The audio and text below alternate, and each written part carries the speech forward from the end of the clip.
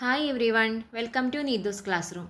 ഇന്നത്തെ വീഡിയോയിൽ നമ്മൾ ഡിസ്കസ് ചെയ്യുന്നത് 7ാം ക്ലാസ് അടിസ്ഥാന ശാസ്ത്രത്തിലെ 9ാമത്തെ ചാപ്റ്റർ ആയിട്ടുള്ള പരിസ്ഥിതിയെ നോവിക്കാതെയാണ്. ഇതിൻ്റെ ഇംഗ്ലീഷ് ക്ലാസ് ഇട്ടപ്പോൾ തന്നെ കുറച്ച് പേര് റിക്വസ്റ്റ് ചെയ്തിട്ടുണ്ടായിരുന്നു ഈ വീഡിയോ. പക്ഷേ എനിക്ക് അപ്പം തന്നെ അപ്ലോഡ് ചെയ്യാൻ വേണ്ടിയിട്ട് പറ്റിയില്ല. കാരണം നമുക്കിത് പ്രിപ്പയർ ചെയ്തെടുക്കാൻ കുറച്ച് സമയം വേണം. അതേപോലെ തന്നെ ഓൾറെഡി നമ്മൾ സ്റ്റാർട്ട് ചെയ്ത ചാപ്റ്റേഴ്സിൻ്റെ പാർട്ടുകളെല്ലാം ഇട്ട് കഴിയാതെ എടുത്തു കഴിഞ്ഞാൽ കണ്ടിന്യൂവേഷനും പ്രശ്നമാവും. അതുകൊണ്ട് ആണ് ഞാൻ അപ്പം തന്നെ അപ്ലോഡ് ചെയ്യാഞ്ഞത്. Sorry for that. പിന്നെ നിങ്ങൾ ചോദിക്കുന്ന ക്ലാസ്സുകളൊക്കെ പെട്ടെന്ന് അപ്ലോഡ് ചെയ്യണമെന്ന് എനിക്ക് ആഗ്രഹമുണ്ട്. അതിനുള്ള എടുക്കുന്ന ഒരു ടൈം കാരണമാണ് ലേറ്റ് ആവുന്നത് കേട്ടോ. അപ്പോൾ നമുക്ക് ചാപ്റ്ററിലേക്ക് നോക്കിയാലോ. അപ്പോൾ ഈ ചാപ്റ്ററിൽ നമുക്ക് വ്യത്യസ്ത തരത്തിലുള്ള മലിനീകരണങ്ങളെക്കുറിച്ചാണ് പഠിക്കാനുള്ളത്. ആദ്യം നമുക്ക് നോക്കേണ്ടത് വായു മലിനീകരണത്തെക്കുറിച്ചാണ്. അപ്പോൾ അതിൻ്റെ റിലേറ്റഡ് ആയിട്ടുള്ള കുറച്ച് പിക്ചേഴ്സ് കൊടുത്തിട്ടുണ്ട്. എന്തൊക്കെയാണ്? ഫസ്റ്റത്തെ പ്ലാസ്റ്റിക് കത്തിക്കുന്നതാണ്. രണ്ടാമത്തെ ആണെങ്കിലോ ഒരു പുഴ പോലെ ഉള്ള ഒരു വാട്ടർ ബോഡിയിൽ മൊത്തം വേസ്റ്റ് കൊണ്ടുവന്ന് ഡംപ് ചെയ്തിരിക്കുന്നതാണ് അല്ലേ, കൂട്ടിയിട്ടിരിക്കുന്നതാണ്. ഇത്തരത്തിലുള്ള കാര്യങ്ങളൊക്കെ എന്തിലേക്ക് നയിക്കുന്നുണ്ട്? പലതരത്തിലുള്ള മലിനീകരണത്തിലേക്ക് നയിക്കുന്നുണ്ട്.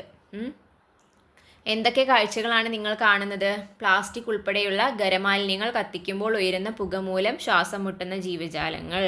പ്ലാസ്റ്റിക് പോലെയുള്ളത് കത്തിക്കുമ്പോൾ ഉണ്ടാകുന്ന പുക കാരണമുള്ള പ്രശ്നങ്ങൾ.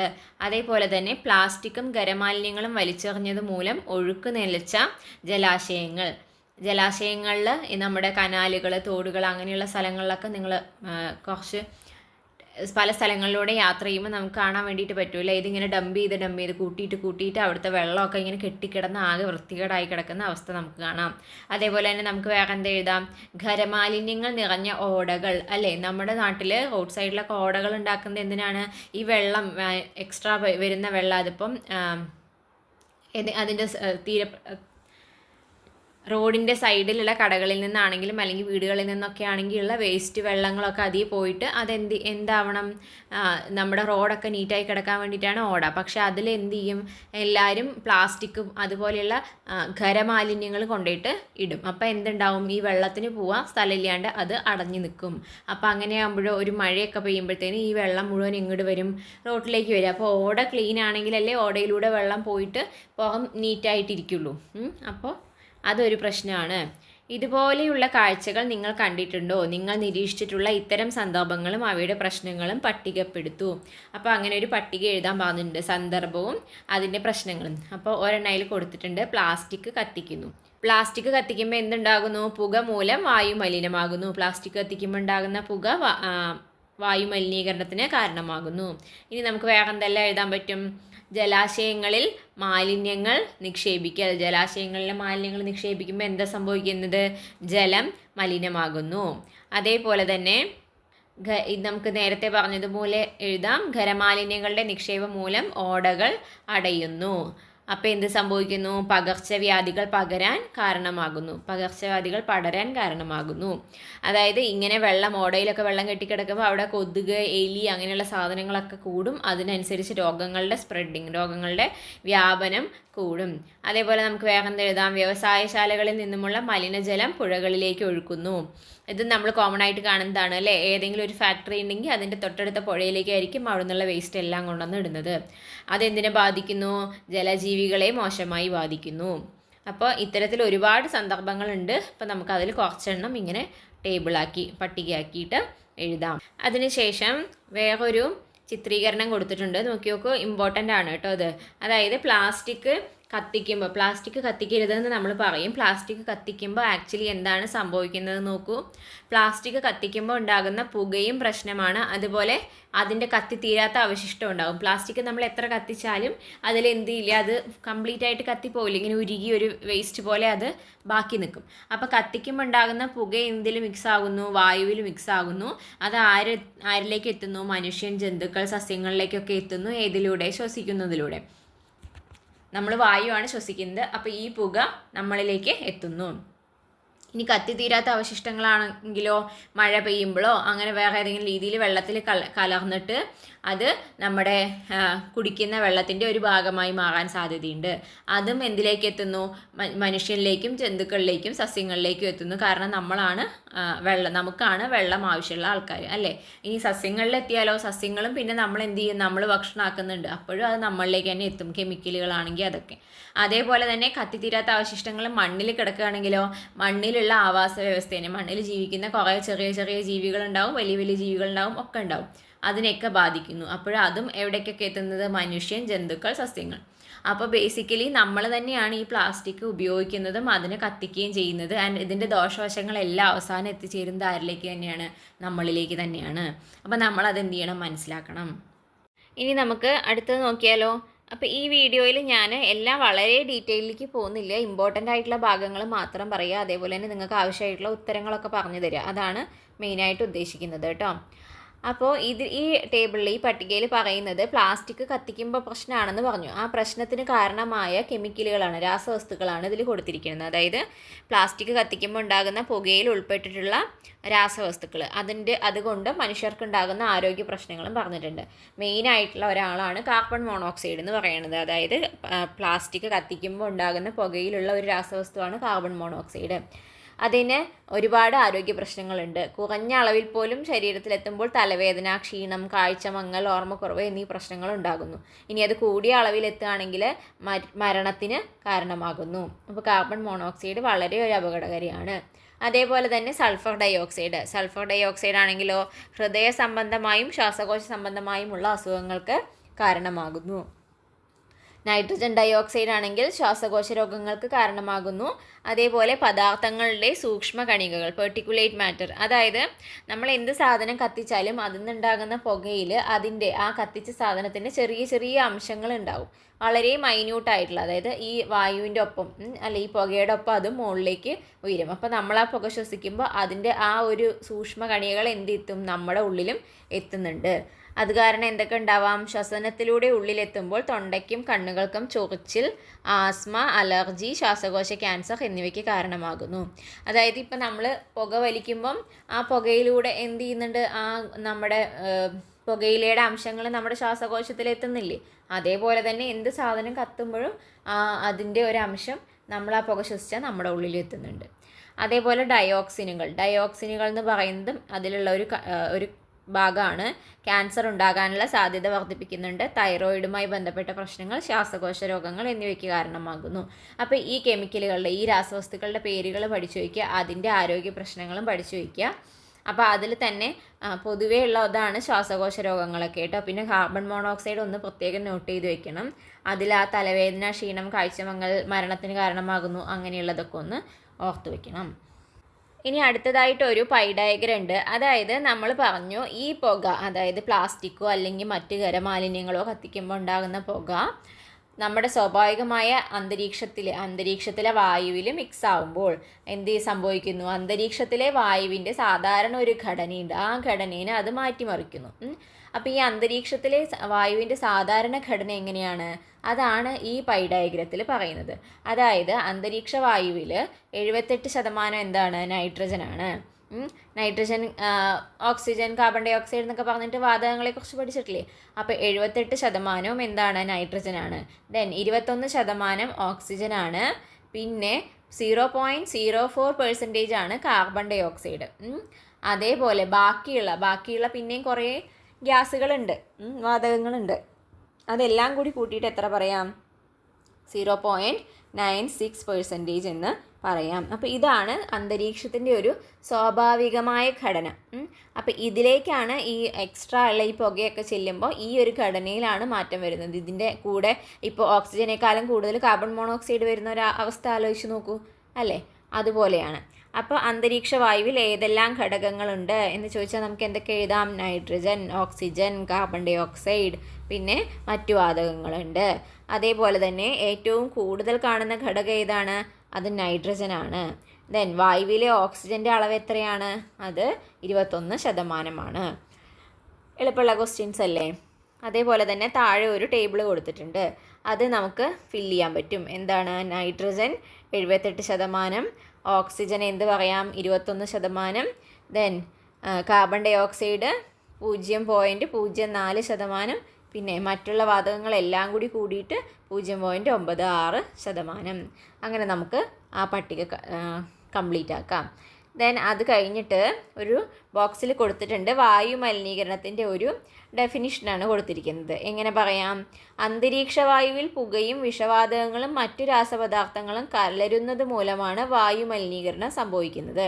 അപ്പോൾ സാധാരണയുള്ള അന്തരീക്ഷ വായുവിൽ എന്തൊക്കെ ചേരുന്നു? പുക, വിഷവാതകങ്ങൾ, അതേപോലെ ബാക്കിയുള്ള രാസപദാർത്ഥങ്ങൾ, ഇതൊക്കെ കലരുന്ന ഒരവസ്ഥേനെയാണ് നമ്മൾ എന്ത് പറയുക? വായു മലിനീകരണം എന്ന് പറയുക. ഇനി ഇതിനുള്ള കാരണം എന്ന് പറയുമ്പോൾ 2 തരത്തിലുള്ള കാരണങ്ങളുണ്ട്. അതായത് പ്രകൃത്യാ ഉണ്ടാവുന്ന കാരണങ്ങൾ, അതായത് പ്രകൃതിയിൽ സ്വാഭാവികമായി നടക്കുന്ന കാര്യങ്ങൾ നമ്മളൊന്നും ചെയ്യാതെ, അതേപോലെ തന്നെ നമ്മളായിട്ട് ഉണ്ടാക്കുന്ന കാരണങ്ങളും ഉണ്ട്. അഗ്നിപർവ്വത സ്ഫോടനം, ഭൂകമ്പം, അതൊക്കെ എന്താണ്? പ്രകൃതി പ്രതിഭാസമാണ്. അതേപോലെ കാട്ടുതീ, അതൊക്കെ അത് സ്വാഭാവികമായിട്ട് നടക്കാറുള്ള കാര്യമാണ്. അതേപോലെ അതിലേക്കാളും കൂടുതൽ പ്രധാനമായി വരുന്ന കാരണം മനുഷ്യരുടെ വിവേചനരഹിതമായ പ്രവർത്തനങ്ങളാണ് വായു മലിനീകരണത്തിൻ്റെ പ്രധാന കാരണം. അപ്പോൾ പ്രകൃത്യായുള്ള കാരണങ്ങൾ ചോദിച്ചാൽ ഏതൊക്കെ നമുക്ക് എഴുതാം? അഗ്നിപർവ്വത സ്ഫോടനം, ഭൂകമ്പം, കാട്ടുതീ, അതൊക്കെ എഴുതാം.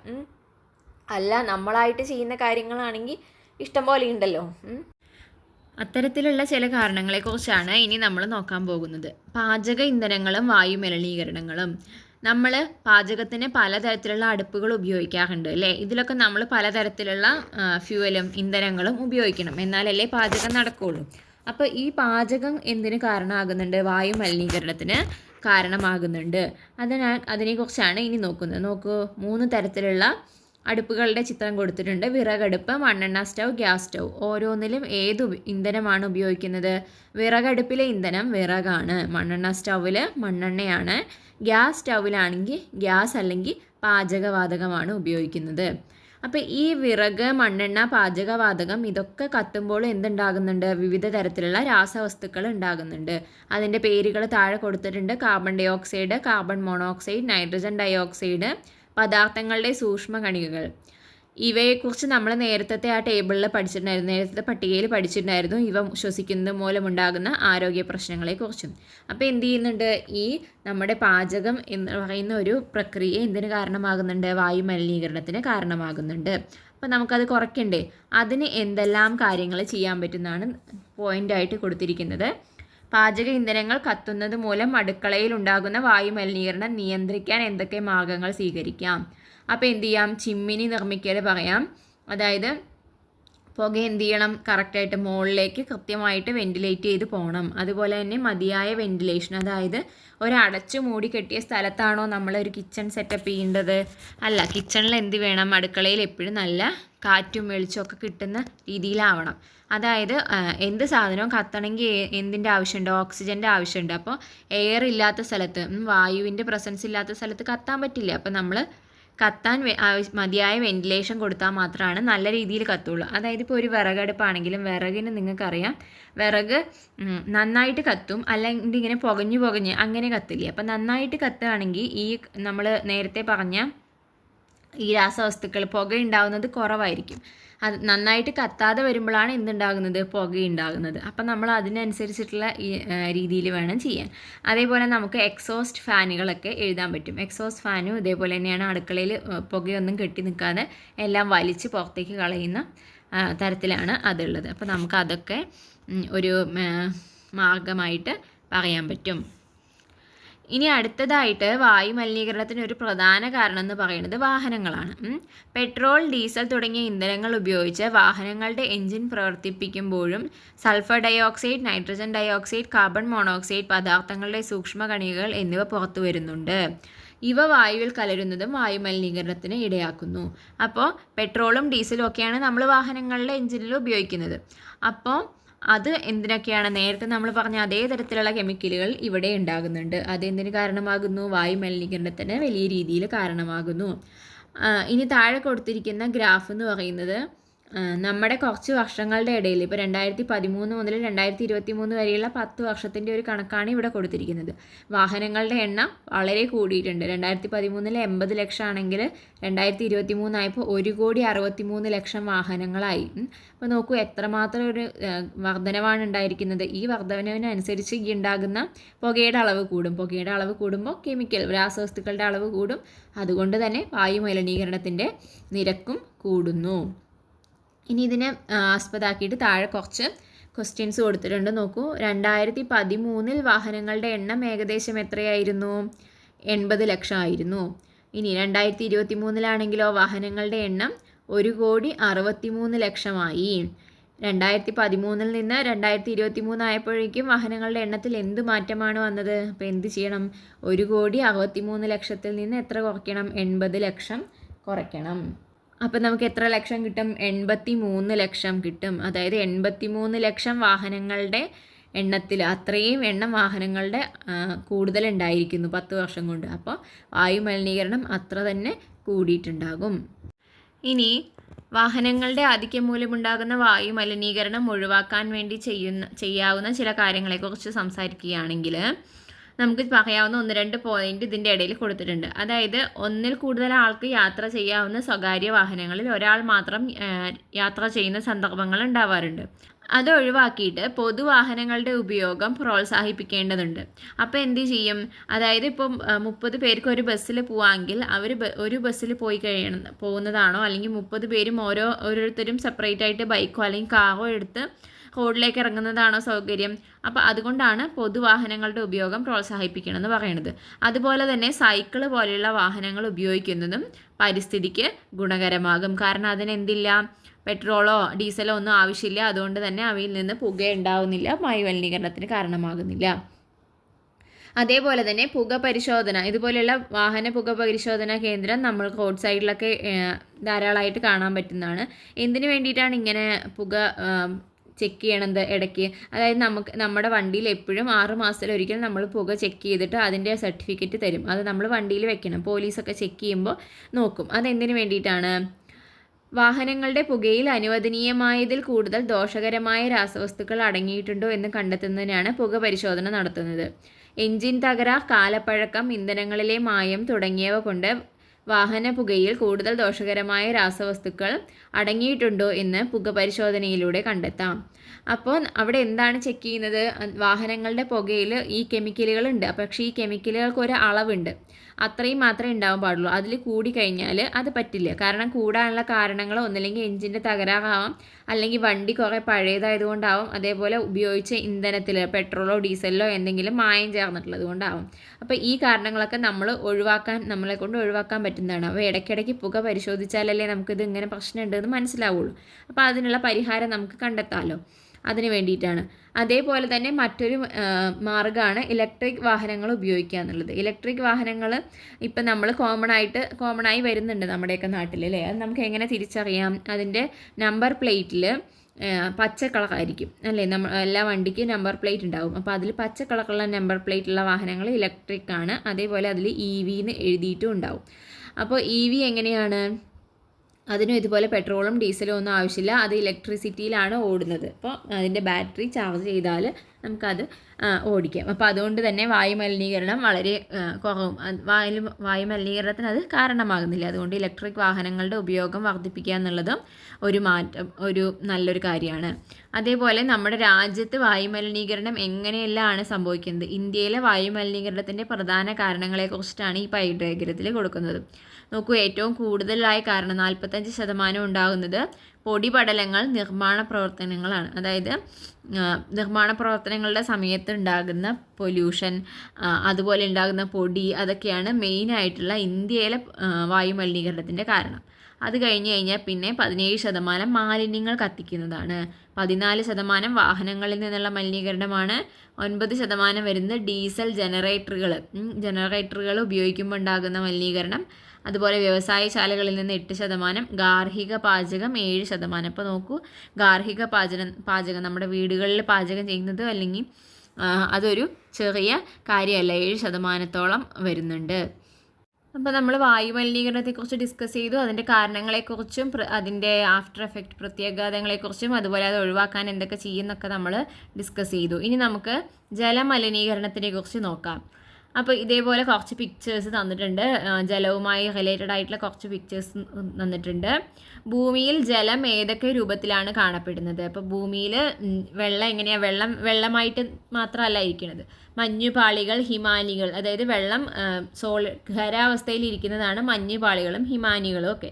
അതേപോലെ നീരാവിയുടെ രൂപത്തിൽ ജലം കാണാൻ പറ്റുന്നു. അതേപോലെ നമുക്ക് എന്ത് പറയാം, സമുദ്രജലമായിട്ട്, ഉപ്പ് വെള്ളമായിട്ട് എന്ത് എക്സിസ്റ്റ് ചെയ്യുന്നുണ്ട്, ഭൂമിയിൽ ജലം കാണപ്പെടുന്നുണ്ട്. നോക്കൂ, ഭൂമിയിലെ ആകെ ജലത്തിൻ്റെ 97% സമുദ്രജലമാണ്. അപ്പം മൊത്തം ഭൂമിയിൽ 2/3 ഭാഗവും വെള്ളമാണ്. വെള്ളത്താൽ ചുറ്റപ്പെട്ടാണ് ഭൂമി ഇരിക്കുന്നത്. ആ വെള്ളത്തിൽ തന്നെ വെറും 3% മാത്രമാണ് എത്രയുള്ളൂ, ശുദ്ധജലം, അതായത് ഉപ്പില്ലാത്ത ജലമുള്ളൂ. ബാക്കി 97% സമുദ്രജലമാണ്. അത് നമുക്ക് ഡയറക്റ്റായിട്ട് ഉപയോഗിക്കാൻ പറ്റില്ലല്ലോ. ഈ ശുദ്ധജലത്തിൽ തന്നെ ഏകദേശം 69% എങ്ങനെയാണ് ഇരിക്കുന്നത്, മഞ്ഞുപാളിയായിട്ടാണ് ഇരിക്കുന്നത്. അത് നമുക്ക് ഉപയോഗിക്കാൻ പറ്റില്ല. ഇനി 30% ഭൂഗർഭജലമാണ്. അതായത് നമ്മൾ മറ്റേ കിണറിൽ നിന്നും ഒക്കെ എടുക്കുന്ന ഭൂമിയുടെ അടിയിലുള്ള ജലം എന്ന് പറയുന്നത് 30%. ബാക്കിയുള്ള 0.3% മാത്രമാണ് നമ്മുടെ കായലുകളിലും നദികളിലും കുളങ്ങളിലും ഒക്കെ ആയിട്ട് ഉള്ളത്. അപ്പോൾ അത്ര കുറച്ച് അളവ് ശുദ്ധജലം മാത്രമാണ് നമ്മുടെ ഭൂമിയിലുള്ളത്. അതിനെയാണ് നമ്മൾ എന്ത് ചെയ്തുകൊണ്ടിരിക്കുന്നത്, ഇതുപോലെ മലിനമാക്കിക്കൊണ്ടിരിക്കുന്നത്. കണ്ടോ, ആ പിക്ചറിൽ കണ്ടോ, ആ മുത്തശ്ശൻ പറയുന്നത് കുട്ടിക്കാലത്ത് അവർ കുളിച്ചിട്ടുണ്ടായിരുന്ന പുഴയായിരുന്നു ഇതൊന്ന്. ഇപ്പോൾ ആ പുഴയുടെ അവസ്ഥ നോക്കൂ. അങ്ങനെ നമുക്ക് പലതരത്തിലുള്ള കാഴ്ചകൾ നമ്മുടെ ചുറ്റും കാണാൻ വേണ്ടിയിട്ട് പറ്റും. അപ്പോൾ ജലാശയങ്ങൾ എങ്ങനെയാണ് മലിനീകരിക്കപ്പെടുന്നത്, പ്ലാസ്റ്റിക് മാലിന്യങ്ങൾ വലിച്ചെറിയുന്നത് കാരണമാണ് രാസവസ്തുക്കൾ ഒഴുകിയെത്തുന്നത്. അതേപോലെ നമുക്ക് വേറെ എന്തൊക്കെ പറയാം, ഈ സോപ്പ്, ഡിറ്റർജൻറ്റ് അങ്ങനെയുള്ള കാര്യങ്ങളൊക്കെ ജലത്തിൽ കലരുന്നത്. അതേപോലെ കപ്പലുകളിൽ നിന്നൊക്കെയുള്ള ഇന്ധന ചോർച്ച, ഇതൊക്കെ എന്തിന് കാരണമാകുന്നുണ്ട്, ജലാശയങ്ങൾ മലിനീകരിക്കപ്പെടാൻ കാരണമാകുന്നുണ്ട്. ഇനി താഴത്തെ ഒരു ജലാശയത്തിൻ്റെ ചിത്രം കൊടുത്തിരിക്കുന്നത് നോക്കൂ. ഇതേപോലെയുള്ള നമ്മൾ കാണാറുണ്ടാവും അല്ലേ, ഇതേപോലെയുള്ള കുളങ്ങളൊക്കെ മൊത്തം പായൽ വന്ന് മൂടി ഉപയോഗിക്കാൻ പറ്റാത്ത അവസ്ഥയിലായിട്ട് മാറുന്നതൊക്കെ കാണാൻ പറ്റും. അപ്പോൾ ഈ ഒരു അവസ്ഥയെ പറയുന്ന പേരാണ് യൂട്രോഫിക്കേഷൻ എന്നുള്ളത്. ഈ യൂട്രോഫിക്കേഷൻ ഇമ്പോർട്ടൻ്റ് ആണ്, നിങ്ങൾ പഠിക്കേണ്ട കാര്യമാണ് കേട്ടോ. ജലാശയങ്ങളിൽ ആൽഗ പോലെയുള്ള ജലസസ്യങ്ങളുടെ അമിത വളർച്ചയ്ക്ക് യൂട്രോഫിക്കേഷൻ എന്ന പ്രതിഭാസം കാരണമാകുന്നു. അപ്പോൾ ഇതുപോലെ ജലാശയങ്ങളിൽ ആൽഗെ, അതായത് പായൽ, അതേപോലെ ചെടികൾ, ഇതൊക്കെ കൂടുതലായിട്ട് വളരാം. അമിത വളർച്ചയ്ക്ക് കാരണം എന്ന് പറയുന്നത് യൂട്രോഫിക്കേഷനാണ്. യൂട്രോഫിക്കേഷൻ എന്ന് പറഞ്ഞാൽ നൈട്രജൻ കലർന്ന രാസവസ്തുക്കളും മറ്റും ഒഴുകിയെത്തുന്ന ജലാശയങ്ങളിലാണ് ഇത് സംഭവിക്കുന്നത്. ഇങ്ങനെ ഒഴുകിയെത്തുന്ന അധിക പോഷക ഘടകങ്ങളാണ് ജലസസ്യങ്ങളുടെ അമിത വളർച്ചയ്ക്ക് കാരണമാകുന്നത്. അതായത് ഈ രാസവളങ്ങളിൽ നിന്നും അതുപോലെ തന്നെ നമ്മൾ ഉപയോഗിക്കുന്ന ഇപ്പോൾ സോപ്പ് ആണെങ്കിലും അല്ലെങ്കിൽ ഡിറ്റർജൻ്റ് ആണെങ്കിലും പല രീതിയിൽ എന്ത് സംഭവിക്കുന്നുണ്ട്, നൈട്രജൻ്റെയൊക്കെ അളവ് വെള്ളത്തിൽ കൂടി വരും. അപ്പോൾ ഇതൊക്കെയെന്ന് പറയുന്നത് പോഷക ഘടകങ്ങളാണ്. അതായത് ഏത് ജീവിക്കാണെങ്കിലും ഈ പോഷക ഘടകങ്ങൾ നന്നായിട്ട് കിട്ടിയാൽ നന്നായി വളരും. ഇപ്പോൾ ജലത്തിൽ ഇതിൻ്റെ അളവ് കൂടുമ്പോൾ ഈ ജലത്തിൽ വളരുന്ന ചെടികളും ആൽഗകളുടെയൊക്കെ അളവ് ആവശ്യത്തിലധികം കൂടും. അതായത് ഏത് വെള്ളത്തിലാണെങ്കിലും കുറച്ച് ഈ കാര്യങ്ങളൊക്കെ ഉണ്ടാവും. പക്ഷേ അത് അളവിൽ കൂടുതൽ സംഭവിച്ചു കഴിയുമ്പോൾ, അളവിൽ കൂടുതൽ വലുതാകുമ്പോൾ എന്താ ഉണ്ടാകുന്നത്, ഈ ജലത്തിലുള്ള ഓക്സിജനൊക്കെ ഇത് മൊത്തം വലിച്ചെടുക്കും. ഈ ചെടികളൊക്കെ വളരുമ്പോൾ ഈ ഓക്സിജൻ മൊത്തം വലിച്ചെടുക്കും. അപ്പോൾ ജലത്തിലുള്ള മറ്റ് ജീവികളുണ്ടല്ലോ, അതായത് ജലത്തിൽ ജീവിക്കുന്ന മറ്റ് ജീവികളും അതിൽ ആവശ്യമുള്ള സസ്യങ്ങളൊക്കെ ഉണ്ടാവുമല്ലോ, അവയ്ക്കൊന്നും ഓക്സിജൻ കിട്ടാതെ അവരൊക്കെ നശിച്ചു പോകുന്നു. അങ്ങനെ ആ ഒരു ജലാശയത്തിലുള്ള മൊത്തത്തിലുള്ള ഒരു ആവാസ വ്യവസ്ഥ തന്നെ തകിടം മറിയുന്നു. പിന്നീട് അത് ഉപയോഗിക്കാൻ പറ്റാതെയായിട്ട് ആ ഒരു ജലാശയത്തിൻ്റെ രൂപം തന്നെ മാറിപ്പോകുന്നു. അപ്പോൾ ഇതിന് കാരണമാകുന്ന പ്രക്രിയയാണ് യൂട്രോഫിക്കേഷൻ എന്ന് പറയുന്നത്. ജലമലിനീകരണത്തിന് കാരണമായ മറ്റു ചില സന്ദർഭങ്ങളെക്കുറിച്ചിട്ടാണ് ഈ പിക്ചറുകളിൽ കൊടുത്തിരിക്കുന്നത്. നോക്കൂ, എന്താണ് ഫസ്റ്റത്തെ ഫോട്ടോയിലാണെങ്കിൽ ഒരു വണ്ടിയിൽ നിന്നുള്ള മലിനജലം എങ്ങോട്ട് ഒഴുക്കുകയാണ്, ഒരു ജലാശയത്തിലേക്ക് നേരിട്ട് ഒഴുക്കുകയാണ്. രണ്ടാമത്തേലാണെങ്കിലോ ഏതോ തരത്തിലുള്ള കീടനാശിനികൾ കൃഷിയിൽ ഉപയോഗിക്കുന്നു. അപ്പോൾ അത് എന്ത് ചെയ്യും, വെള്ളത്തിൽ മിക്സ് ചെയ്തിട്ട് അടുത്തുള്ള ജലാശയങ്ങളിലൊക്കെ എത്തിച്ചേരുന്നു. ഇനി മൂന്നാമത്തെ പിക്ചറിലാണെങ്കിൽ വീടുകളിൽ നിന്നുള്ള വേസ്റ്റ് എന്ത് ചെയ്യുന്നു, വേസ്റ്റ് വെള്ളം ഡയറക്റ്റായിട്ട് കനാല് പോലെയുള്ള ജലാശയത്തിലേക്ക് നേരിട്ട് ഒഴുക്കി വിടുന്നു. അതിൽ നോക്കൂ, ബാത്റൂമിൽ നിന്നുള്ള പൈപ്പ് പോലും നേരിട്ട് എവിടേക്കാണ് കൊടുത്തിരിക്കുന്നത്, ജലാശയത്തിലേക്കാണ് കൊടുത്തിരിക്കുന്നത്. അതേപോലെ ലാസ്റ്റത്തേൽ നോക്കൂ, അതിൽ ടാങ്കാണ് അല്ലേ, വേസ്റ്റിനുള്ള ടാങ്കാണ്. ആ ടാങ്ക് എവിടെ വെച്ചിരിക്കുന്നത്, കിണറിനോട് ചേർന്നിട്ടാണ്. അപ്പോൾ അതിൽ നിന്നുള്ള വെള്ളമൊക്കെ എന്ത് ചെയ്യും, മണ്ണിലൂടെ സഞ്ചരിച്ച് എവിടെ എത്തും, കിണറ്റിലുള്ള ശുദ്ധജലവുമായിട്ട് മിക്സ് ആവുന്നുണ്ട്. അപ്പോൾ അതും എന്തിന് കാരണമാണ്, ശുദ്ധജലത്തിൻ്റെ മലിനീകരണത്തിന് കാരണമാണ്. ഇനി അത്തരത്തിലുള്ള സന്ദർഭങ്ങൾ താഴെ കൊടുത്തിട്ടുണ്ട്. ഈ പോയിന്റുകൾ ഇമ്പോർട്ടൻ്റ് ആണ് കേട്ടോ. അത് നിങ്ങൾക്ക് എക്സാമിന് ഉപയോഗിക്കാവുന്നതാണ്. ജലമലിനീകരണത്തിന് കാരണമാകുന്ന ചില സന്ദർഭങ്ങളാണ് താഴെ കൊടുത്തിരിക്കുന്നത്. രാസകീടനാശിനികളുടെ അമിതോപയോഗം, മലിനജലം ഓടകളിലേക്ക് ഒഴുക്കിവിടൽ, അറവുശാലകളിലെ മാലിന്യം മണ്ണിലും ജലാശയങ്ങളിലും നിക്ഷേപിക്കുന്നത്. അതായത് നമ്മുടെ ഈ ചിക്കൻ ഷോപ്പുകൾ, അങ്ങനത്തെ മീൻ മാർക്കറ്റുകൾ അങ്ങനെയൊക്കെ ഉണ്ടാവില്ലേ, അവിടെ നിന്നൊക്കെയുള്ള വേസ്റ്റ് എന്ത് ചെയ്യുക, അതിൻ്റേതായ രീതിയിൽ നിക്ഷേപിക്കാതെ ഇങ്ങനെ ഒഴിഞ്ഞു കിടക്കുന്ന പറമ്പുകളിലോ അല്ലെങ്കിൽ പുഴയിലോ കനാലുകളിലോ അങ്ങനെയൊക്കെ കൊണ്ടുപോയി നിക്ഷേപിക്കുന്നത്. അതേപോലെ വ്യവസായശാലകളിലെ മാലിന്യങ്ങൾ ജലാശയങ്ങളിലേക്ക് ഒഴുക്കി വിടുന്നത്. വ്യവസായശാലകളിലുള്ള മാലിന്യങ്ങൾ എപ്പോഴും നന്നായിട്ട് അതിൻ്റെ സയൻറ്റിഫിക്കായ മെത്തേഡിൽ ട്രീറ്റ് ചെയ്തതിന് ശേഷം മാത്രമാണ് ആ വേസ്റ്റ് ഡിസ്പോസ് ചെയ്യാൻ പാടുള്ളൂ. പക്ഷേ എന്ത് ചെയ്യുക, അങ്ങനെ ചെയ്യാതെ വരുമ്പോഴാണ് അതൊരു പൊല്യൂഷന്, മലിനീകരണത്തിന് കാരണമാകുന്നത്. അതേപോലെ നമുക്ക് മറ്റെന്ത് പറയാം, നമ്മളിതിൽ കണ്ടതുപോലെ തന്നെ ശുചിമുറികളിൽ നിന്നുള്ള മാലിന്യം എന്തുമായിട്ട് ശുദ്ധജലവുമായി കൂടിച്ചേരുന്നത്, കലരുന്നത് എന്തിന് കാരണമാകുന്നുണ്ട്, ജലമലിനീകരണത്തിന് കാരണമാകുന്നുണ്ട്. അപ്പോൾ നമ്മൾ ജലമലിനീകരണത്തിൻ്റെ കാരണങ്ങളെക്കുറിച്ച് ചർച്ച ചെയ്തു. ഇനി ഇതുമൂലമുണ്ടാകുന്ന പ്രത്യാഘാതങ്ങൾ എന്തൊക്കെയാണെന്നൊരു ക്വസ്റ്റ്യൻ ചോദിച്ചിട്ടുണ്ട് അതിൻ്റെ ഇടയിൽ. അങ്ങനെ അതിൻ്റെ ഉത്തരങ്ങൾ കൂടി നമുക്കൊന്ന് നോക്കിയിട്ട് പോകാം. അപ്പം നിങ്ങൾക്ക് എക്സാമിന് ആവശ്യം വന്നാൽ ഉപയോഗിക്കാം. എന്തൊക്കെയാണ് ജലമലിനീകരണം മൂലമുണ്ടാകുന്ന പ്രശ്നങ്ങൾ?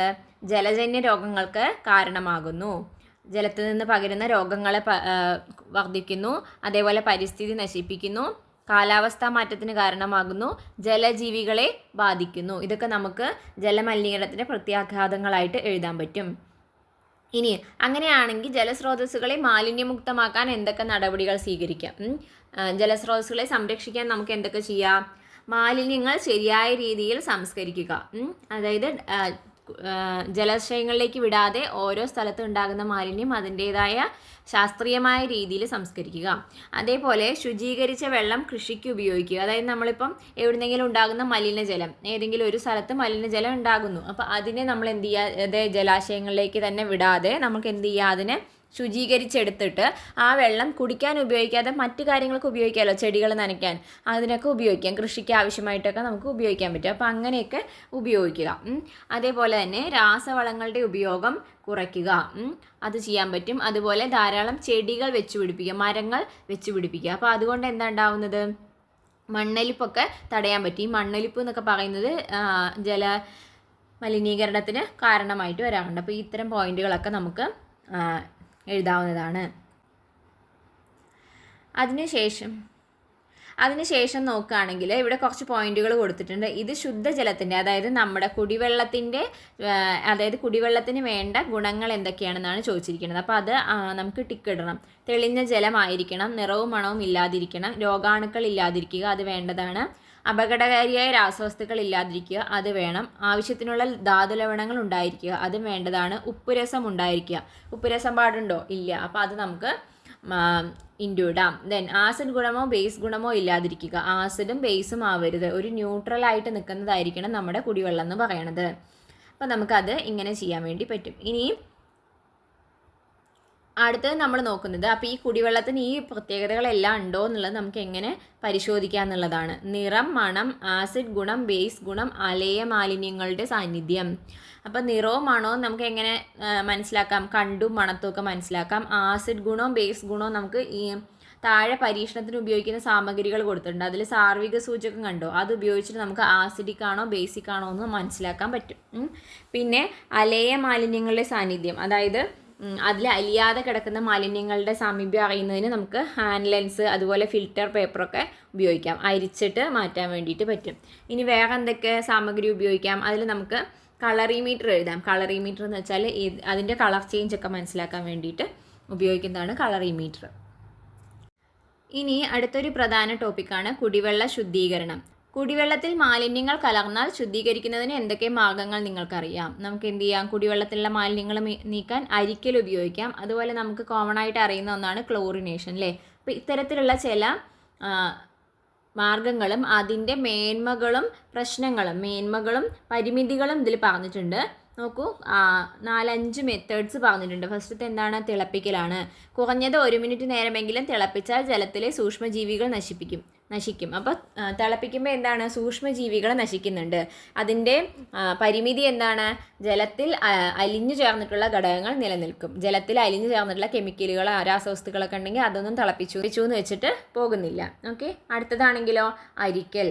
ജലത്തിലുള്ള ആലേയ മാലിന്യങ്ങളെ അരിപ്പകൾ ഉപയോഗിച്ച് വേർതിരിക്കുന്നു. എന്നാൽ സൂക്ഷ്മജീവികൾ ജലത്തിൽ ലയിച്ചു ചേർന്നിട്ടുള്ള ഘടകങ്ങൾ എന്നിവ നീക്കം ചെയ്യപ്പെടുന്നില്ല.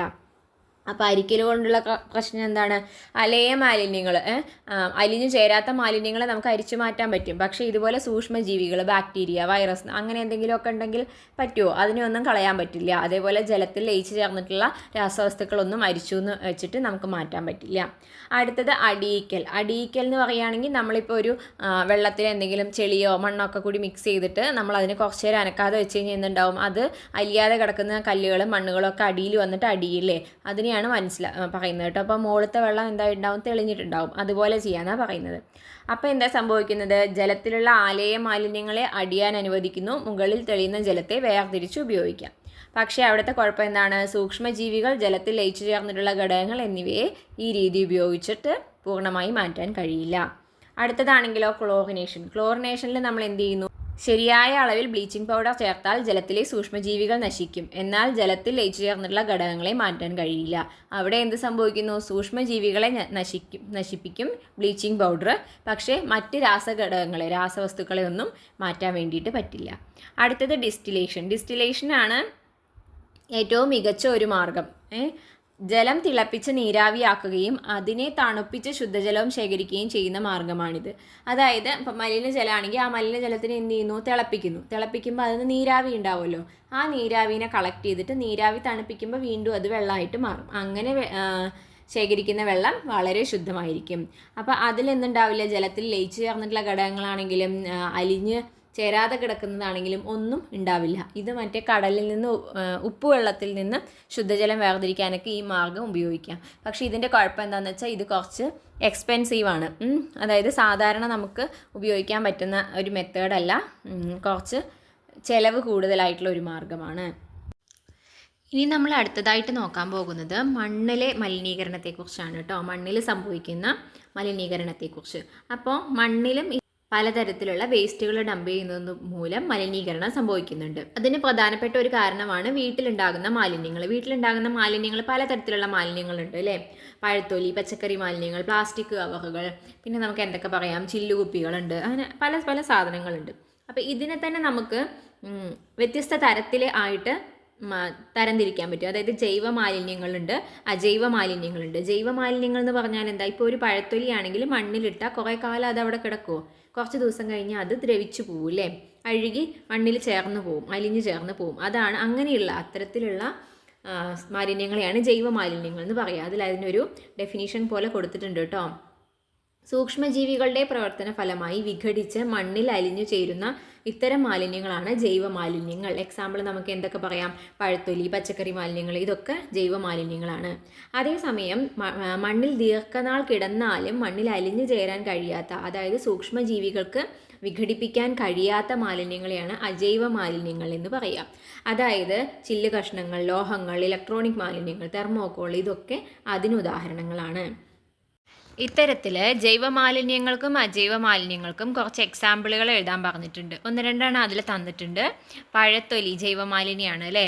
അതുകൂടാതെ നമുക്ക് എന്തൊക്കെ പറയാം, പച്ചക്കറി അവശിഷ്ടങ്ങൾ പറയാം, അതേപോലെ തന്നെ പേപ്പർ ഗ്ലാസ്സുകൾ പറയാം അല്ലെ, പേപ്പർ കൊണ്ടുള്ള ഗ്ലാസ്, പിന്നെ ആഹാരാവശിഷ്ടങ്ങൾ പറയാൻ പറ്റും, ഒക്കെ തന്നെ നമുക്ക് പറയാൻ പറ്റും. ഇനി അജൈവ മാലിന്യങ്ങളാണെങ്കിലോ പ്ലാസ്റ്റിക് കവർ ഉണ്ട്, അതേപോലെ നമുക്ക് എന്ത് പറയാം, ചില്ല് കുപ്പികളുണ്ട് അല്ലേ, ചില്ല് കുപ്പികൾ, അതേപോലെ ബൾബ്, ഇലക്ട്രോണിക് വേസ്റ്റ്, ഇലക്ട്രോണിക് അവശിഷ്ടങ്ങൾ, ഇതൊക്കെ നമുക്ക് അജൈവ മാലിന്യങ്ങളിൽ പറയാൻ പറ്റും. ഇനി അതിന് താഴെ കൊടുത്തിരിക്കുന്നത് നോക്കൂ, പ്ലാസ്റ്റിക് ഉൽപ്പന്നങ്ങൾ, കീടനാശിനികൾ, രാസവസ്തുക്കൾ തുടങ്ങിയ അജൈവ മാലിന്യങ്ങൾ മണ്ണിനെ മലിനീകരിക്കുന്നു. അതേപോലെ തന്നെ CFL ലാമ്പുകൾ, കമ്പ്യൂട്ടർ, ഇലക്ട്രോണിക് ഉൽപ്പന്നങ്ങൾ എന്നിവയിൽ അടങ്ങിയിട്ടുള്ള മെർക്കുറി, കാഡ്മിയം പോലുള്ള ലോഹങ്ങൾ മണ്ണിൻ്റെ മലിനീകരണത്തിന് കാരണമാകുന്നുണ്ട്. അപ്പോൾ പ്ലാസ്റ്റിക് ഉൽപ്പന്നങ്ങൾ, കീടനാശിനികൾ പോലെയുള്ള സാധനങ്ങളൊക്കെ മണ്ണിൽ കലരുമ്പോൾ അത് മണ്ണിനെ മലിനീകരിക്കുന്നുണ്ട്. ഇനി അത് കൂടാതെ ഈ ഇലക്ട്രോണിക് ഉപകരണങ്ങളുടെ ഉള്ളിൽ, അതിൻ്റെ ബാറ്ററിയിലും ഒക്കെ അടങ്ങിയിട്ടുള്ള മെർക്കുറി, കാഡ്മിയം പോലുള്ള ലോഹങ്ങളും മണ്ണിനെ മലിനീകരിക്കുന്നുണ്ട്. ഇനി വീട്ടിലെ മാലിന്യങ്ങളെ തരംതിരിക്കാം. കുറച്ച് മാലിന്യങ്ങളുടെ എക്സാമ്പിളുകൾ കൊടുത്തിട്ടുണ്ട്. നമ്മുടെ വീട്ടിൽ ഉണ്ടാകുന്ന അതിനെ ഏതൊക്കെ രീതിയിൽ തരംതിരിക്കണം?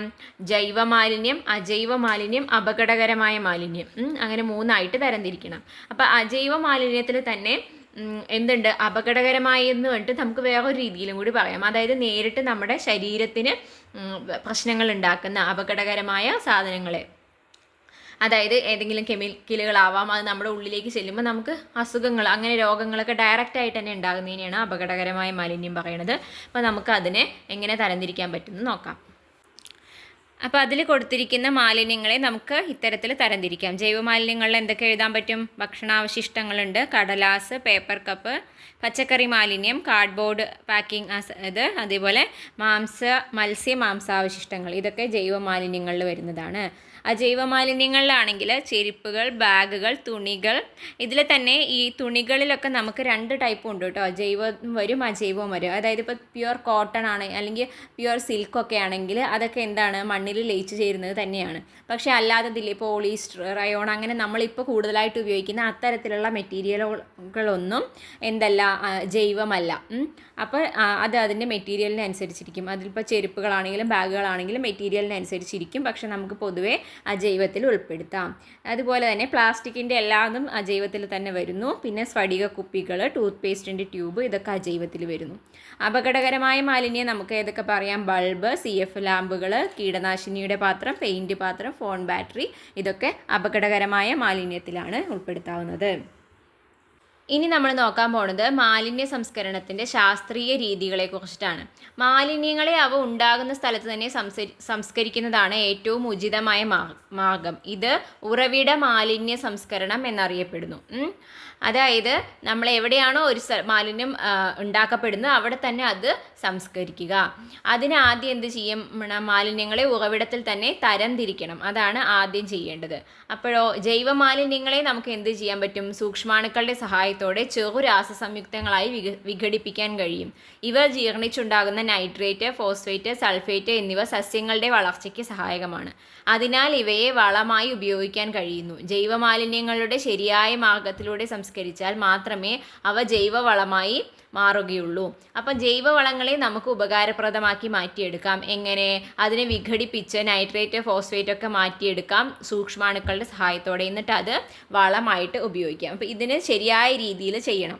അങ്ങനെ നമുക്ക് ഗാർഹിക തലത്തിൽ നമ്മുടെ ഒരു വീട്ടിൽ ചെയ്യാവുന്ന കാര്യങ്ങളെക്കുറിച്ച് 3 രീതിയാണുള്ളത്. പ്രധാനമായും മണ്ണിര കമ്പോസ്റ്റിങ്, വായു സമ്പർക്ക കമ്പോസ്റ്റിങ്, ജൈവവാതകം, ബയോഗ്യാസ് നിർമ്മാണം. അതിൽ മണ്ണിര കമ്പോസ്റ്റിംഗ് എന്ന് പറഞ്ഞാൽ എന്താ? വലിയ പാത്രം അല്ലെങ്കിൽ വലിയ ചട്ടി, ടാങ്ക്, സിമെൻറ്റിൻ്റെ ടാങ്കൊക്കെ ഉണ്ടാക്കിയിട്ട് അതിൽ വേസ്റ്റ് ഇടുക, അതിൽ മണ്ണിരകളെ ഇടുമ്പോൾ മണ്ണിര അതിൽ തന്നിട്ട് മണ്ണിര ഭക്ഷണമായിട്ട് ഇതിലുള്ള ഈ ഓർഗാനിക് ജൈവമായ സാധനങ്ങളെയൊക്കെ മണ്ണിര ഭക്ഷണമാക്കണു. എന്നിട്ട് അതിൻ്റെ വിസർജ്യം എന്താണ്? അതിൻ്റെ ഈ നല്ലൊരു വളമാണ്. മണ്ണിര എന്ന് പറയുന്നത് കർഷകരുടെ മിത്രം എന്നാണ് അറിയപ്പെടുന്നത്. അതായത് അതിൻ്റെ അവശിഷ്ടത്തിൽ, അതിൻ്റെ വേസ്റ്റിൽ എന്തുണ്ട്? അത്രയും ന്യൂട്രിയൻസ് ഉണ്ട്. അപ്പോൾ അത് വളമായിട്ട് ഉപയോഗിക്കും. മണ്ണിര കമ്പോസ്റ്റിംഗ് വഴി ലഭിക്കുന്ന വളം മറ്റ് കമ്പോസ്റ്റ് വളത്തേക്കാൾ മികച്ചതാണ്. അപ്പോൾ മണ്ണിര കമ്പോസ്റ്റിംഗ് ഒരു നല്ല വഴിയാണ്. അതുപോലെ തന്നെ വായു സമ്പർക്ക കമ്പോസ്റ്റിംഗ്, അതിൻ്റെ ചിത്രം കൊടുത്തിരിക്കുന്നത് നോക്കൂ. ഇത്തരത്തിലുള്ള പ്രത്യേക തരത്തിലുള്ള ഒരു പാത്രമാണത്. Bio composter ബിന്നാണ് അതിലറിയപ്പെടുന്നത്. അപ്പോൾ 3 തട്ടായിട്ടാണ് ഇതാക്കിയിട്ട് അതിൻ്റെ മുകളിലത്തെ തട്ടിലെ അടപ്പിൽ ധാരാളം ഓട്ടകളുണ്ടാവും, സുഷിരങ്ങളുണ്ടാവും. അതിലൂടെ എന്ത് ചെയ്യും? വായു ഉള്ളിലേക്ക് കയറിക്കോളും. എന്നിട്ട് നമ്മളിതിൻ്റെ മുകളിൽ ഇട്ട് കൊടുക്കുന്നു. അതിലെന്താ സംഭവിക്കുക എന്ന് വെച്ചാൽ ഇതിൻ്റെ മുകളിൽ നമ്മൾ ഇട്ട് കൊടുക്കുന്നതിൽ ഈ മൈക്രോ ഓർഗാനിസംസ് ഒക്കെ ഇരുന്നിട്ട്, സൂക്ഷ്മാണുക്കളൊക്കെ ഇരുന്നിട്ട് അതിനെ ഡിക്കമ്പോസ് ചെയ്തിട്ട് അത് ചെറിയ ചെറിയ ഘടകങ്ങളാകുന്നു. അത് താഴേക്ക് ഇങ്ങനെ ഇരിക്കും. അപ്പോൾ മുകളിലൂടെ നമുക്കിങ്ങനെ ഇട്ട് കൊടുത്തുകൊണ്ടിരിക്കാം. അതിങ്ങനെ വളമായിട്ട് താഴെ ഇരിക്കും. എന്നിട്ട് താഴെ ഭാഗത്തുനിന്ന് നമുക്ക് വളം കളക്ട് ചെയ്യാൻ എടുക്കാൻ വേണ്ടിയിട്ട് പറ്റും. അതാണ് വായു സമ്പർക്ക കമ്പോസ്റ്റിങ്. അതുകൂടാതെ അടുത്തത് ജൈവവാതക നിർമ്മാണം. ഇത് നിങ്ങൾ കണ്ടിട്ടുണ്ടാവും. ബയോഗ്യാസ് പ്ലാന്റ് നിങ്ങളുടെ സ്കൂളുകളിലോ അല്ലെങ്കിൽ അടുത്ത വീടുകളിലൊക്കെ ഉണ്ടാകും. ഇതിൽ നമുക്ക് എന്ത് ചെയ്യാൻ പറ്റും? ഈ ജൈവ മാലിന്യങ്ങളൊക്കെ ഇട്ട് കൊടുക്കാം. ഇതിൽ ഓക്സിജൻ്റെ അഭാവത്തിലാണ് കേട്ടോ മാലിന്യം സംസ്കരിച്ച ഇന്ധനമായി മാറ്റുവാൻ പറ്റുന്ന സംവിധാനമാണ് ബയോഗ്യാസ് പ്ലാന്റ്. ഇതിലെന്ത് സംഭവിക്കും? മാലിന്യ സംസ്കരണവും നടക്കും. അതുപോലെ തന്നെ നമുക്ക് ഒരു ഉൽപ്പന്നമായിട്ട് ഗ്യാസും കിട്ടും. അപ്പോൾ നമുക്കത് പാചകത്തിന് വേണ്ടിയിട്ട് ഉപയോഗിക്കാൻ പറ്റും. പിന്നെ ഇതിൽ നിന്നുണ്ടാകുന്ന ഒരു വേസ്റ്റ് ഉണ്ടാവും. അതായത് നമ്മൾ കൊടുക്കുന്ന മാലിന്യങ്ങൾ അതിൽ നിന്നുള്ള ബയോഗ്യാസ് എടുത്തതിന് ശേഷം വരുന്ന ഒരു ചണ്ടി വേസ്റ്റ് ഉണ്ടാകും, അതിനെ നമുക്ക് വളമായിട്ടും ഉപയോഗിക്കാം. ഇത്തരത്തിൽ പല രീതിയിൽ നമുക്ക് ചെയ്യാൻ വേണ്ടിയിട്ട് പറ്റും. ദെൻ നോക്കൂ, അപ്പം ജൈവ മാലിന്യങ്ങളെക്കുറിച്ച് നമ്മൾ പറഞ്ഞു. ഇനി അജൈവ മാലിന്യങ്ങളെ നമുക്ക് എന്ത് ചെയ്യാൻ പറ്റും? അതിനുള്ള ഒരു വഴിയാണ് 3Rs, അതായത് റെഡ്യൂസ്, റീയൂസ്, റീസൈക്കിൾ. റെഡ്യൂസ് എന്ന് പറഞ്ഞാൽ ഉപയോഗം കുറയ്ക്കുക, റീയൂസ് വീണ്ടും വീണ്ടും പുനരുപയോഗിക്കുക, റീസൈക്കിൾ പുനഃചംക്രമണം ചെയ്ത് ഉപയോഗിക്കുക. അപ്പോൾ അതിൽ 3 തരത്തിലുള്ള സാധനങ്ങൾ ഏതൊക്കെയാണ് നമുക്ക് പറ്റാൻ നോക്കാം. റെഡ്യൂസ് ചെയ്യേണ്ടവ, അതായത് ഉപയോഗം പരമാവധി കുറയ്ക്കേണ്ട സാധനങ്ങൾ എന്തൊക്കെയാണ്? പ്ലാസ്റ്റിക് കപ്പ്, പ്ലാസ്റ്റിക് തെർമോകോൾ പ്ലേറ്റുകൾ, മിനറൽ വാട്ടർ ബോട്ടിൽ, ഇതൊക്കെ എന്ത് ചെയ്യുക? മാക്സിമം കുറയ്ക്കുക. എന്നിട്ട് വേറെ സാധനങ്ങൾ ഉപയോഗിക്കുക അതിന് പകരം, പ്രശ്നങ്ങളില്ലാത്തത്. ഇപ്പോൾ പ്ലാസ്റ്റിക് കപ്പിന് പകരം നമുക്ക് പേപ്പർ കപ്പ് ഉപയോഗിക്കാം. അതുപോലെ വേറെ എന്തൊക്കെ നമുക്ക് പറയാം? പ്ലാസ്റ്റിക് സ്ട്രോ നമുക്ക് പറയാം അല്ലേ. അതൊരു ചെറിയ സാധനമാണെങ്കിൽ കൂടി ഒരുപാട് ഉപയോഗിക്കുമ്പോൾ അതൊരു വേസ്റ്റ് ആയിട്ട് മാറുന്നുണ്ട്. പിന്നെ റീയൂസ് ചെയ്യേണ്ടവ, പുനരുപയോഗിക്കാൻ പറ്റുന്നത് എന്താ? പ്ലാസ്റ്റിക് സഞ്ചി, പ്ലാസ്റ്റിക് ഭരണി, പ്ലാസ്റ്റിക് പാത്രം, ഇതൊക്കെ നമുക്ക് റീയൂസ് ചെയ്യാം. അതായത് ഇപ്പോൾ അടുക്കളയിൽ ഒരു പാത്രം പൊട്ടിക്കഴിഞ്ഞാൽ നമുക്ക് എന്ത് ചെയ്യാം? അതിലൊരു ചെടി നടാനോ എന്തിനെങ്കിലും ആയിട്ട് അതിനെ വീണ്ടും ഉപയോഗിക്കാം കളയുന്നതിന് പകരം. വേറെ നമുക്ക് എന്ത് എഴുതാം? തുണികൾ പറയാം അല്ലേ, അതൊക്കെ റീയൂസ് ചെയ്യാം. ദെൻ റീസൈക്കിൾ ചെയ്യുക, അതായത് ഒരെണ്ണത്തിന് രൂപം മാറ്റി വേറൊരു രീതിയിലാക്കിയിട്ട് ഉപയോഗിക്കുക. അതിന് നമുക്ക് എന്താ പറയാം? ലോഹനിർമ്മിത വസ്തുക്കൾ, പ്ലാസ്റ്റിക് വസ്തുക്കൾ, അതുപോലെ തന്നെ ഇലക്ട്രോണിക്സ്, ടയർ, ഇതൊക്കെ എന്ത് ചെയ്യാൻ പറ്റുന്നതാണ്? ഇലക്ട്രോണിക്സ് ഉപകരണങ്ങളും ടയറും ഒക്കെ റീസൈക്കിൾ ചെയ്യാൻ പറ്റുന്ന സാധനങ്ങളാണ്. അടുത്തത് ഹരിത കർമ്മസേനയാണ്. നമുക്ക് പരിചിതമായിട്ടുള്ളതാണ്. നമ്മുടെ വീടുകളിലൊക്കെ വന്നിട്ട് പ്ലാസ്റ്റിക് മാലിന്യങ്ങൾ കളക്ട് ചെയ്യില്ലേ, ഇതുപോലെ ചേച്ചിമാർ വരാറുണ്ട്. അജൈവ മാലിന്യങ്ങളെ സംസ്കരണ കേന്ദ്രങ്ങളിൽ എത്തിക്കുന്നതിൽ നമ്മുടെ നാട്ടിൽ ഹരിത കർമ്മസേന വലിയ പങ്ക് വഹിക്കുന്നുണ്ട്. അപ്പോൾ ഹരിത കർമ്മസേനയുടെ പ്രവർത്തനങ്ങൾ എന്തൊക്കെയാണ്? അവർ നമ്മളിൽ നിന്ന് പ്ലാസ്റ്റിക് മാലിന്യങ്ങളൊക്കെ കളക്ട് ചെയ്യും. നമ്മൾ അവർക്ക് എന്ത് ചെയ്താൽ മതി? ചെറിയൊരു എമൗണ്ട് പൈസ കൊടുത്താൽ മതി. അവരത് കളക്ട് ചെയ്തിട്ട് എന്ത് ചെയ്യും? അവരുടെ ഒരു കളക്ടിങ് സെൻറ്റർ ഉണ്ടാവും. അവിടുന്ന് അത് അവർ സംസ്കരണ കേന്ദ്രത്തിൽ കയറ്റി അയക്കും. അപ്പോൾ അത് വളരെ ഒരു ഉപകാരമാണ്. അല്ലെങ്കിൽ നമുക്ക് ഈ പ്ലാസ്റ്റിക് മാലിന്യങ്ങൾ എന്ത് ചെയ്യണമെന്ന് അവർ വരുന്നത് വരെ ഒരു ഐഡിയ ഉണ്ടായിരുന്നില്ല. കത്തിക്കുക, അല്ലെങ്കിൽ നമ്മൾ എവിടെ ഇത് സൂക്ഷിച്ചു വയ്ക്കുക, ആർക്ക് കൊടുക്കും, ആരും കൊണ്ടുപോകാനും തയ്യാറാവില്ലല്ലോ. അപ്പോൾ അവർ ചെയ്യുന്ന കാര്യം എന്ന് പറയുന്നത് വളരെ സഹായകമായിട്ടുള്ളൊരു കാര്യമാണ്. അപ്പോൾ ഇത്രയും ഭാഗങ്ങളാണ് നമുക്ക് ടെക്സ്റ്റിൽ പ്രധാനമായി നോക്കാനുള്ളത്. ഇനി അതിൽ നമ്മുടെ നാട്ടിലും അതേപോലെ സ്കൂളിലും ചെയ്യുന്ന ഒരു പ്രോജക്റ്റ് ഉണ്ട്, നിങ്ങൾക്ക് വായിച്ചു നോക്കി ചെയ്യാവുന്നതാണ്. ദെൻ അതിനുശേഷം കുറച്ച് വിലയിരുത്താം ക്വസ്റ്റ്യൻസ് ഉണ്ട്, അതും കൂടി നമുക്കൊന്ന് നോക്കി പോവാം. താഴെ കൊടുത്തിട്ടുള്ള ചിത്രങ്ങൾ നിരീക്ഷിക്കൂ. ഓരോ സന്ദർഭത്തിലും വായു മലിനപ്പെടുന്നത് എങ്ങനെയെന്ന് കണ്ടെത്തി പട്ടിക പൂർത്തിയാക്കൂ. ഈ സന്ദർഭങ്ങൾ നിരീക്ഷിച്ചിട്ട് താഴെ ഒരു ടേബിൾ ഉണ്ട്, അത് കംപ്ലീറ്റ് ചെയ്യുക. സന്ദർഭം, അത് ഏത് രീതിയിലാണ് വായു മലിനമാകുന്നത്, അതുമൂലമുണ്ടാകുന്ന പ്രശ്നങ്ങളാണ്. ആ ടേബിൾ നമുക്ക് ഇതുപോലെ ഉണ്ടാക്കാം. സന്ദർഭം എന്തൊക്കെ എഴുതാം? നിർമ്മാണ പ്രവർത്തനത്തിലുണ്ടാകുന്ന വായു മലിനീകരണം എങ്ങനെയൊക്കെയാണ്? അതിൽ നിന്നുള്ള പൊടി, പുക, ഇതൊക്കെ വായു മലിനീകരണത്തിന് കാരണമാകുന്നു. അത് മൂലമുണ്ടാകുന്ന പ്രശ്നങ്ങൾ: ശ്വസന സംബന്ധമായ പ്രശ്നങ്ങൾ, ഹൃദയ സംബന്ധമായ പ്രശ്നങ്ങൾ, അലർജി ഉണ്ടാക്കും, ചെടികൾക്ക് നാശം ഉണ്ടാകും. ഈ പൊടിയൊക്കെ പോയി ചെടികളുടെ ഇലയിലൊക്കെ ഇരുന്നിട്ട് അതിനും പ്രശ്നം ഉണ്ടാവും. അടുത്തത് വ്യവസായശാലകൾ, അതിലോ പുകയിലടങ്ങിയ രാസവസ്തുക്കൾ കാരണമാകുന്നു. അത് കാരണം ശ്വാസകോശ രോഗങ്ങൾ, ക്യാൻസർ, അതുപോലെ ആഗോള താപനത്തിനൊക്കെ കാരണമാകുന്നുണ്ട്. ദെൻ വീടുകളിലെ പാചകം, അതിൽ നിന്നുണ്ടാകുന്ന പുക കാരണം എന്തൊക്കെ ഉണ്ടാകുന്നു? തലവേദന, ശ്വസന പ്രശ്നങ്ങൾ, അലർജി, ഇതിനൊക്കെ കാരണമാകുന്നുണ്ട്. ദെൻ വാഹനങ്ങളാണെങ്കിലോ അതിൻ്റെയും പുകയിലടങ്ങിയ രാസവസ്തുക്കൾ കാരണം ആഗോളതാപനത്തിന് കാരണമാകുന്നു. കാലാവസ്ഥാ വ്യതിയാനം, ശ്വസന പ്രശ്നങ്ങൾ, അങ്ങനെ ഇതെല്ലാം നമുക്ക് എഴുതാൻ വേണ്ടിയിട്ട് പറ്റും. ഓക്കെ. അടുത്തത് പരിസ്ഥിതി മലിനീകരണം ഒഴിവാക്കാൻ ആഹ്വാനം ചെയ്യുന്ന പോസ്റ്ററുകൾ നിർമ്മിക്കൂ എന്നാണ്. അതിന് 1-2 എക്സാമ്പിൾസ് ഞാനിവിടെ കൊടുക്കാം. നിങ്ങൾക്ക് നിങ്ങളുടെ ഭാവനയ്ക്കനുസരിച്ച് നല്ല ഭംഗിയായിട്ട് കൂടുതലെണ്ണം ഉണ്ടാക്കാം. അതിൽ എഴുതാനുള്ള 1-2 വാചകങ്ങളൊക്കെ പഠിച്ചു വയ്ക്കുകയാണെങ്കിൽ എക്സാമിന് ചോദിക്കുകയാണെങ്കിൽ ഈസി ആയിട്ട് ചെയ്യാൻ പറ്റും. ഓക്കെ. ഇനി 3ാമത്തെ ക്വസ്റ്റ്യൻ നോക്കൂ. പ്ലാസ്റ്റിക് മാലിന്യങ്ങൾ കൈകാര്യം ചെയ്യുന്നതുമായി ബന്ധപ്പെട്ട് താഴെ കൊടുത്തിരിക്കുന്നതിൽ ശരിയായ പ്രസ്താവന കണ്ടെത്തുക. ശരിയായത് പ്രസ്താവനകളുണ്ട്, അത് കണ്ടെത്തുക. കനം കുറഞ്ഞ പ്ലാസ്റ്റിക് ഉൽപ്പന്നങ്ങൾ കത്തിച്ചു കളയുക. ശരിയാണോ? അല്ല, അത് ചെയ്യരുത്. പ്ലാസ്റ്റിക് ഉൽപ്പന്നങ്ങൾ പരമാവധി റീസൈക്കിൾ ചെയ്യണം. ശരിയാണ്. പ്ലാസ്റ്റിക് ഉൽപ്പന്നങ്ങൾ പരമാവധി പുനരുപയോഗിക്കണം. ശരിയാണ്. പ്ലാസ്റ്റിക് ഉൽപ്പന്നങ്ങളുടെ ഉപയോഗം പരമാവധി കുറയ്ക്കണം. അതും ശരിയായ കാര്യമാണ്. ഇനി ലാസ്റ്റ് ക്വസ്റ്റ്യൻ നോക്കൂ. സമുദ്രജലത്തിൽ നിന്ന് ശുദ്ധജലം വേർതിരിക്കാൻ സ്വീകരിക്കാവുന്ന ശുദ്ധീകരണ മാർഗം ഏതാണ്? ഡിസ്റ്റിലേഷനാണ്. നമ്മൾ ഓൾറെഡി പറഞ്ഞതാണ് അല്ലേ. ബാക്കിയുള്ള മെത്തേഡിലൊന്നും ഉപ്പുവെള്ളത്തിനെ മാറ്റാനൊന്നുള്ള കഴിവില്ല. അപ്പോൾ ഇത്രയാണ് നമ്മുടെ ഇതിൽ പറയുന്നത്, ചാപ്റ്ററിൽ പറയുന്നത്. നമ്മൾ ഡീറ്റെയിലേക്ക് പോയിട്ടില്ല. പ്രധാനപ്പെട്ട കാര്യങ്ങളും അതുപോലെ ഉത്തരങ്ങളും അങ്ങനെയൊക്കെയാണ് നോക്കിയിട്ടുള്ളത്. നിങ്ങൾക്ക് മനസ്സിലായി എന്ന് വിചാരിക്കുന്നു. എന്തെങ്കിലും സംശയങ്ങളോ നിർദ്ദേശങ്ങളോ ഒക്കെ ഉണ്ടെങ്കിൽ കമൻറ്റ് ബോക്സിൽ അറിയിക്കുക. അപ്പോൾ നമുക്ക് അടുത്തൊരു ചാപ്റ്ററുമായിട്ട് വരാം. അപ്പോൾ നിങ്ങൾ ചാനൽ സബ്സ്ക്രൈബ് ചെയ്തിട്ടില്ലെങ്കിൽ ഒന്ന് സബ്സ്ക്രൈബ് ചെയ്യാൻ വേണ്ടി റിക്വസ്റ്റ് ചെയ്യുന്നു. അതേപോലെ തന്നെ ക്ലാസ്സുകൾ ഉപകാരപ്രദമായിട്ട് തോന്നുകയാണെങ്കിൽ നിങ്ങളുടെ ഫ്രണ്ട്സിനൊക്കെ ഒന്ന് ഷെയർ ചെയ്ത് കൊടുക്കണം. അപ്പോൾ അടുത്ത വീഡിയോയിൽ കാണുന്നത് വരെ bye. Thank you for watching.